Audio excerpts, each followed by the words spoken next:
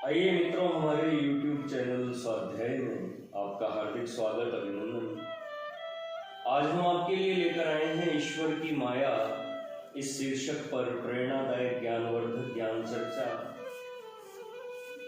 अगर आपने हमारे चैनल को लाइक और सब्सक्राइब नहीं किया है तो आपसे निवेदन है, कृपया चैनल को लाइक और सब्सक्राइब अवश्य करें। शास्त्रों में माया की अनेक प्रकार की व्याख्याएं मिलती हैं, जिनमें निम्नलिखित मुख्य हैं जो हम आपको बता रहे हैं। जो वस्तु भूत, भविष्यत और वर्तमान तीनों ही काल में है ही नहीं, उसको है ऐसा मानना, इसी का नाम माया है। जीव के आत्म स्वरूप को जो अपने आवरण से आच्छादित करती है वह माया है। जो वस्तु यथार्थ ज्ञान होने के उपरांत समूल निवृत्त हो जाती है उसका नाम माया है। कार्य कारण, जगत कार्य और परमात्मा उसका कारण है। कार्य कारण के भेद का कारण अर्थात कार्य कारण के भेद को उत्पन्न करने वाली जो वस्तु है वही माया है। माया वास्तव में कुछ भी नहीं है, परंतु वेद में आत्मा को जगत का कारण तथा सर्व जगत रूप कहा है।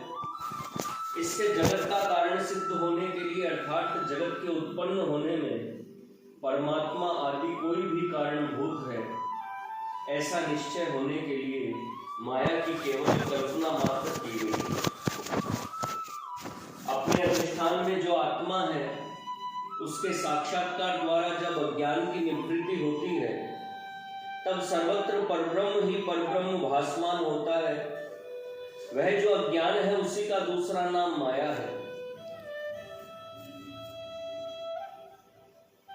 परात्पर भगवान की उस आदि शक्ति महामाया का नाम माया है, जो भगवान की सत्ता पाकर समस्त जगत विलास को रचती है। वह माया कैसी है? इस प्रश्न का उत्तर एक दृष्टांत से दिया जाता है, जो इस प्रकार है। एक दिन धर्म धुरंधर महाराजा युधिष्ठिर राजसभा से लौटकर जब अंतःपुर में गए तो वहां महारानी द्रौपदी को नहीं देखा। आज मेरे आने के समय सती द्रौपदी कहाँ गई? आज तक तो कभी ऐसा नहीं हुआ। ऐसा विचार करते हुए वे शून्य पलंग पर उसकी प्रतीक्षा करते हुए बैठ गए। थोड़ी ही देर में द्रौपदी आ पहुंची और सती धर्मानुसार नित्य की भांति पतिदेव को नमन किए बिना ही उनकी आज्ञा की कोई अपेक्षा न कर पलंग पर बैठ गई। धर्मराज युधिष्ठिर स्वयं तत्वज्ञ विद्वान थे। वे द्रौपदी के गुह्य प्रताप को जानते थे। इससे वे मन ही मन रहस्य को समझकर पलंग से उठ खड़े हुए। तब महारानी द्रौपदी पलंग पर लेट गई और तुरंत ही महाराज से अपने पांव दबाने के लिए कहा। बिना ही कुछ कहे सुने महाराज युधिष्ठिर चुपचाप द्रौपदी के चरण चापने लगे। द्रौपदी ने कहा कि महल के सब दरवाजे और खिड़कियां खोल दो। तुरंत ही ऐसा करके धर्मराज पुनः चरण दबाने बैठ गए। इतने में महाराज के छोटे भाई भीमसेन बाहर से आए और यहाँ का यह विपरीत ढंग देखकर दंग रह गए।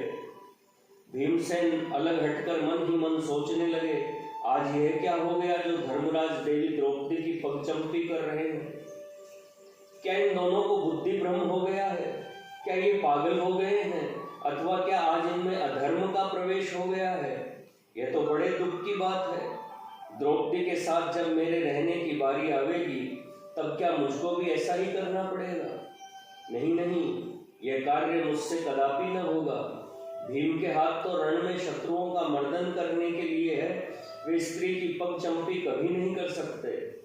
आश्चर्य है, धर्म तत्वज्ञ होकर भी धर्मराज ने यह प्रथा क्यों चलाई? इसको मैं तोड़ूंगा भी कैसे? अब मुझे क्या करना चाहिए? इस बात का मर्म किससे कहना चाहिए? कुछ भी निश्चय न कर सकने के कारण विषाद युक्त भीमसेन ने श्री कृष्ण परमात्मा के पास जाने का निश्चय किया। वे श्री कृष्ण भगवान के भवन पर गए। श्री कृष्ण जी नित्य कृत्य से निपटकर सुंदर आसन पर विराजमान थे। भीम ने उनसे मिलकर धर्मराज तथा द्रौपदी के संबंध का सारा वृत्तांत आदि से अंत तक निवेदन किया तथा प्रार्थना करके कहा, भगवान आप कृपा करके महाराज युधिष्ठिर को समझाइए कि जिससे वे अपनी ये कुटेव छोड़ दें, धर्मराज केवल आपका ही कहना मानेंगे।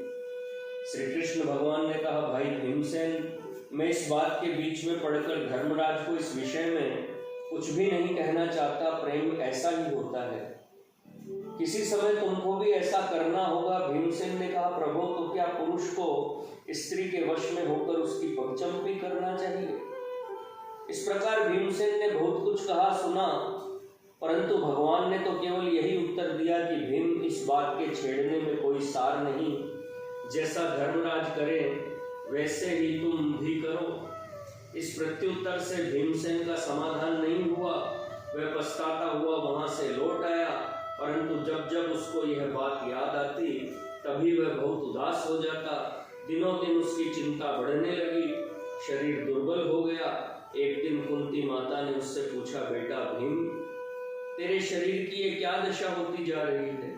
क्या तेरे खाने पीने का कोई प्रबंध ठीक नहीं है? क्या तुझको किसी से भय होने लगा है? भीमसेन ने कहा, माता, मुझको एक प्रकार की बीमारी हो गई है। इससे मेरे शरीर की ऐसी दुर्दशा हो गई है। इस रोग की औषधि श्री कृष्ण के पास है, परंतु वे मुझको देते नहीं। आप उनसे कह दें तो अच्छा हो। तुरंत ही कुंती माता ने श्री कृष्ण के पास जाकर उनसे भीम को दवा देने को कहा। भगवान बोले, बुआ जी, इस छोटी सी बात के लिए आपने इतना कष्ट क्यों उठाया? ठीक है, आज ही अमावस और शनिवार है, मैं उसको औषधि दे दूंगा। भीमसेन से कह दीजिएगा वह रात को मेरे पास आ जाए। माता के कहने से रात को भीम श्री कृष्ण के पास गया। भगवान ने कहा, भीमसेन, मैं जहां कहूं वहां तुम जाओगे? भीम ने कहा, आप जो आज्ञा करेंगे वही करने को दास तैयार है। श्री कृष्ण ने कहा, तो उत्तर दिशा को चले जाओ। नगर से बाहर कुछ दूर पर एक अश्वत्थ का वृक्ष दिखाई देगा, उस पर चढ़कर तुम छिपकर बैठ जाओ और वहां जो कुछ हो छिपे छिपे देखते रहो। तत्काल भीम उस पीपल के पेड़ के पास पहुंच गया। वहां व्याघ्र, सिंह, भूत, पिशाच, वेताल इत्यादि नाना प्रकार के डरावने शब्द कर रहे थे। उनको सुनकर चाहे जैसे वीर पुरुष का भी कलेजा कांपने लगता, पर भीम को उनकी क्या परवाह थी। वह झटपट चढ़कर पीपल पर बैठ गया। 1.5 पहर रात बीत गई। अब भीमसेन को एक से बढ़कर एक चमत्कार दिखाई देने लगे। सबसे पहले एक जगमगाता हुआ दिव्य प्रकाश दिखाई दिया। थोड़ी देर में एक सपाट मैदान सा हो गया। तदनंतर दिव्य शिल्पी विश्वकर्मा ने आकर तुरंत एक अति सुंदर मणियों और रत्नों से जटित विशाल मंडप रच दिया। उसके बीच में एक चमकता हुआ सुंदर सिंहासन बिछाया गया। उसके आसपास कई सुंदर सुंदर आसन और बिछाए गए। इस प्रकार मंडप के तैयार होने पर 11 रुद्र, 10 दिक्पाल तथा इंद्रादि समस्त देवता वहां आ गए। नारद मुनि ने जो पहले से ही आकर व्यवस्था का कार्य कर रहे थे, उनको यथायोग्य आसनों पर बैठाया। तब 56 कोटि यादवों को लेकर श्री कृष्ण परमात्मा भी वहां पहुंचे। उनके साथ 5 पांडव भी आए। उनमें अपने समान ही दूसरे भीम को देखकर अश्वत्थ पर बैठे हुए भीमसेन को बड़ा आश्चर्य हुआ। अरे पांडव कौन और भीम वह कि मैं, दोनों में से असली कौन? इसी अवसर पर भगवान शंकर, विष्णु और ब्रह्मा भी आ पहुंचे। इनको नारद ने उच्च सिंहासन के दोनों ओर बिठाया।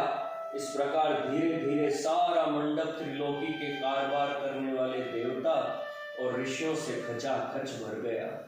परंतु मुख्य सिंहासन तो अब तक खाली ही पड़ा था।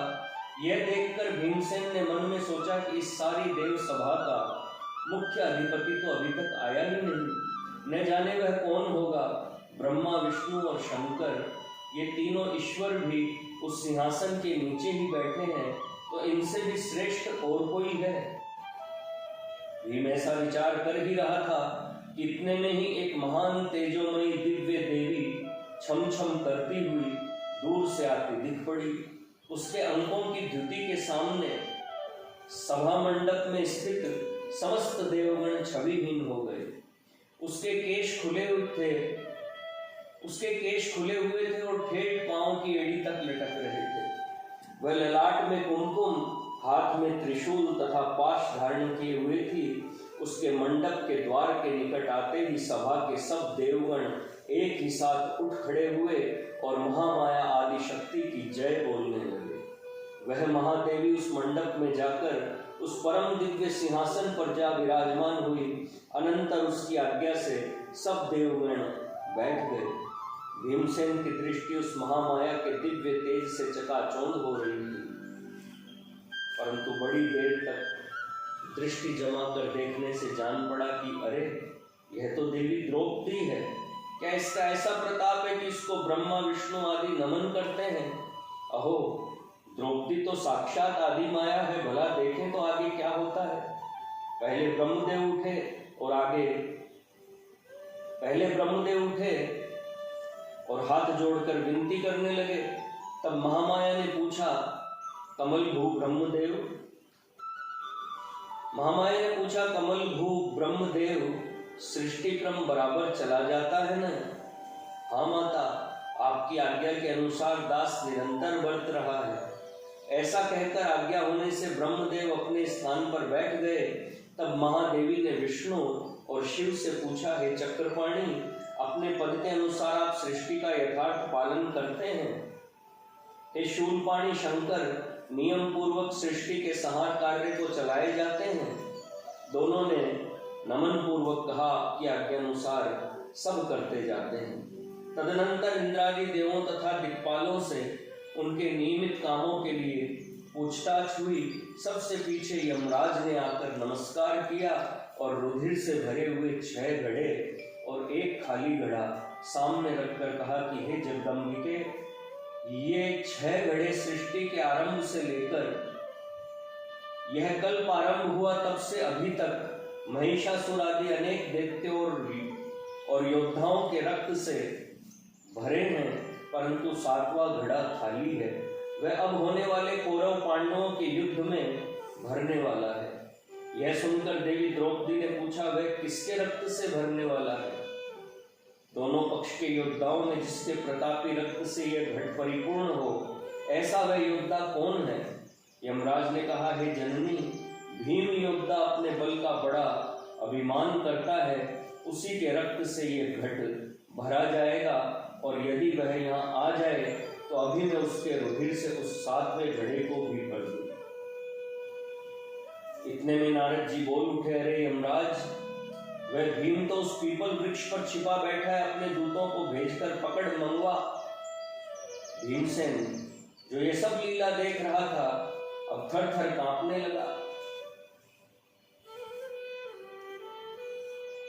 ऐसी दशा हुई कि काटो तो खून न निकले। उसने जाना कि अब तो मृत्यु आ गई, पर क्या यमदूत मुझे लेने आवेंगे? जब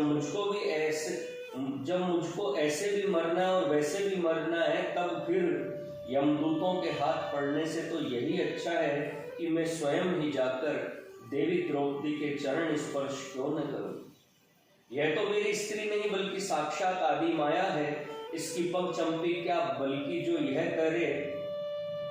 यह कहे वही करने को मैं तैयार हूं। ऐसा दृढ़ निश्चय करके द्रौपदी को प्रणाम करने के लिए भीमसेन वृक्ष पर से धड़ाम से नीचे कूद पड़ा। कूदते ही देखता है कि सारी माया जहां की तहां अदृश्य हो गई। यह देख भीम को बड़ा भय हुआ। उसका शरीर थर-थर कांपने लगा, कलेजा धड़कने लगा। कुछ देर बाद सचेत हुआ तो सामने श्री कृष्ण दिखाई दिए। श्री कृष्ण ने उसको धीरज देकर कहा, हे वृकोदर, मैं परमात्मा इस जगत में क्षर और अक्षर इन दोनों पुरुषों से श्रेष्ठ पुरुषोत्तम हूँ, और जिसको तूने देखा वह महाशक्ति मेरी माया है। वह मेरे अधीन है और मैं किसी के अधीन नहीं हूँ। मेरी इस माया के पाश से सारा जगत बंधा हुआ है और मेरी प्रेरित की हुई माया सब कुछ कर सकती है। इसी कारण मेरी कृपा के बिना कोई इसे जीत नहीं सकता। वह कृष्णा, द्रौपदी का दूसरा नाम, वह कृष्णा है और मैं श्री कृष्ण के नाम से जगत में प्रकट हूँ। इसलिए जब जब द्रौपदी के शरीर में मेरी माया का आवेश हो, तब तक उसको तू अपनी स्त्री न मानकर उसकी सेवा करना। परंतु भीम, ऐसा प्रतिदिन नहीं होता। यह तो मैंने अपनी माया की महिमा तुझे दिखलाई है। इस प्रकार श्री कृष्ण परमात्मा ने भीम को आश्वासन दिया। भीमसेन के मन की शंका और अभिमान मिट गया और वह प्रेम पूर्वक भगवान श्री कृष्ण को बारंबार नमस्कार कर अपने घर लौट आया। किस उपाय से माया की बाधा मिट सकती है? भगवान कहते हैं, देवी येषा गुणमयी मम माया दुरत्यया मामे वे प्रबध्यन्ते माया मेताम तरन्ति। भगवान के इस वचन से पता लगता है कि मनुष्य चाहे कैसा ही उपाय क्यों न करे, परंतु प्रभु की माया उसे बुलावा देने में नहीं चूकेगी। इसलिए यह जिसके अधीन है उसी की कृपा संपादन करने से यह हमको बाधक नहीं होगी। अतएव हमको भगवान का प्रेम पूर्वक एकाग्र चित्त से सेवन करना चाहिए। उसके पवित्र नामों का अनुराग सहित जप तथा स्मरण करना चाहिए और अनन्य भाव से उसी की शरण में जाना चाहिए। भगवान की शरण होने पर वह अपनी माया को अवश्य ही खींच लेते हैं। ईश्वर की सहायता के बिना स्वाभिमान से कोई भी जीव माया को नहीं जीत सकता।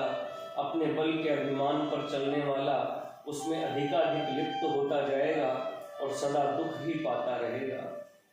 हरि माया कृत दोष गुण बिनु हरि भजन न जाहि। हरि माया कृत दोष गुण बिनु हरि भजन न जाहि। भजहु राम सब काम तज अस विचार मन माहि। भजहु राम सब काम तज अस विचार मन माहि। मित्रों, यह थी ईश्वर की माया इस शीर्षक पर प्रेरणादायक ज्ञानवर्धक ज्ञान चर्चा। अगर आपको हमारा चैनल पसंद आए तो इसे सब्सक्राइब और वीडियो को लाइक अवश्य करें। धन्यवाद।